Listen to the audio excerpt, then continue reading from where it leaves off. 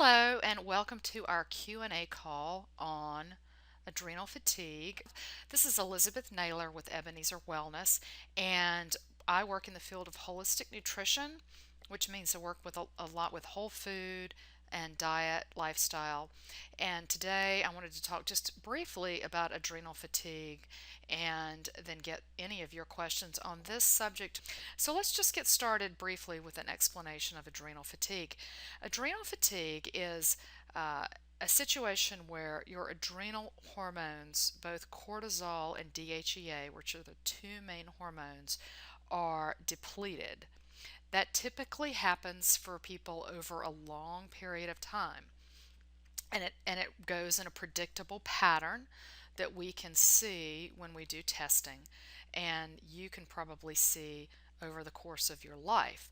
And so all of us encounter stress in our life on a daily basis, and stressors can be things that are the things that we obviously think of, like traffic or fighting with a friend or a spouse, or a stressful job where it's hectic, hectic, hectic, and there are a lot of expectations. Those things are stressors, but also when you look at the interconnectedness of your hormones, any imbalance in your hormones are going to also be a stressor, and that includes what you eat. Because if you can see here on the screen, your pancreas produces insulin, which is your sugar balancing hormone, and when that is out of balance, that stresses your adrenals. Digestion stresses your adrenals.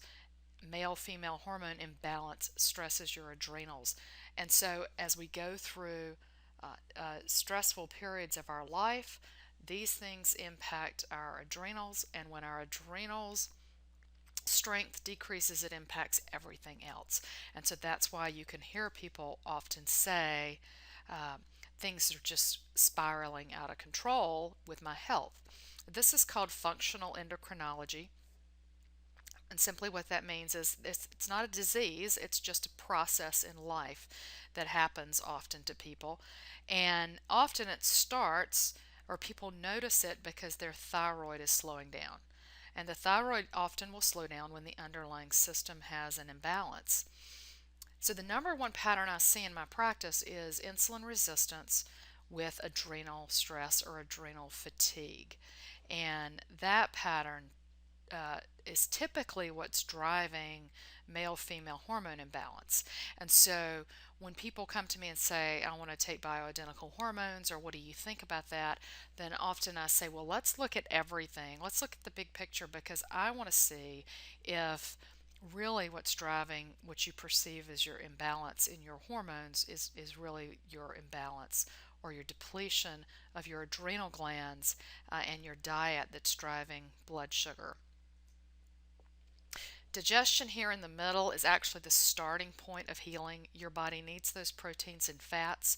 They're critical to balance blood sugar, which is really a critical block of getting everything working the way it's supposed to be working. And so what we see with people is over time, stress will cause an increasing dysfunction. So adrenals are going to release cortisol. Glycogen is stored in the liver, and that's sugar, and that's going to get pushed out when the adrenals release cortisol. Your blood sugar then increases, makes insulin increase. Later it drops, and then you have carb and sugar cravings. And if you don't eat immediately, at that point, the adrenals again have to come to the rescue and push out some more cortisol, which starts that cycle all over again. And over time, you have increasing adrenal stress and blood sugar imbalance. That is really the essence of adrenal fatigue. And it also gives us a lot of clues about how to get back out of adrenal fatigue. And changing our diet and our lifestyle can often make huge impacts on adrenal fatigue. And so when I talk about diet and lifestyle, typically this is what I get as a first response from many people. But the truth is this is really what's driving a lot of adrenal fatigue is blood sugar issues and of course lifestyle issues.